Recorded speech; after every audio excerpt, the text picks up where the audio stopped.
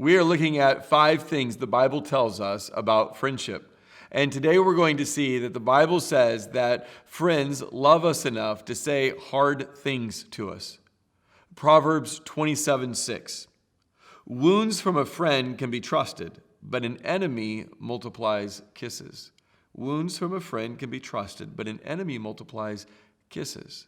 It's counterintuitive, isn't it? We think of our friends as someone who says nice things to us and make us feel good about ourselves. And the words of an enemy, we think, hurt us. But let's think a little more carefully about this verse. Imagine you go to a mechanic and you take your car in for a tune-up, and the mechanic says, hey, the car looks great, and you're out driving later that day and your brakes go out because you had run out of brake fluid. And you go back to the mechanic and said, why did you tell me my car was in great condition if it didn't have brake fluid in it? And imagine the mechanic says to you, well, I didn't want to offend you or upset you. I didn't want you to get mad at me. This should be a safe and loving garage. So I didn't want to say that to you. You'd be outraged. Or imagine going to the doctor to get a checkup and the doctor says, man, you're in great health. But you later come close to having a heart attack. You go back to the doctor and say, why did you tell me that I was in great health if obviously my heart was in such bad shape?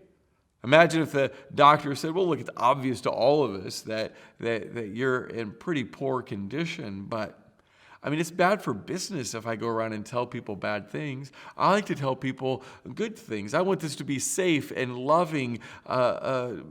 I want this to be the kind of environment that people want to come in. And if you say hard things to them, they just don't like it as much. This should be a medical practice that believes in love. Well, you would be outraged. See, when it comes to your car, when it comes to your health, you want somebody to tell you the truth. But how come when it comes to our words, or the way we treat people, or maybe our relationships, our dating life, how come it's in those areas that we really don't want the truth? And that if someone says something that's hard to us, if someone says something that really challenges us, if someone says something that we've got out of line and it makes us uncomfortable, what do? Well, we get mad, we get defensive, sometimes we even attack them. We say to them, well, who are you to say that to me? Your life's not perfect. Well, why are you saying this to me? Why are you picking on me? It just sounds silly, especially if you thought about saying something like that to your mechanic. If the mechanic said, hey, your brakes look like they need some work. Imagine if you said, well, your brakes aren't perfect. Why are you saying something to me about my brakes when your brakes are in bad shape? It just sounds ridiculous, doesn't it?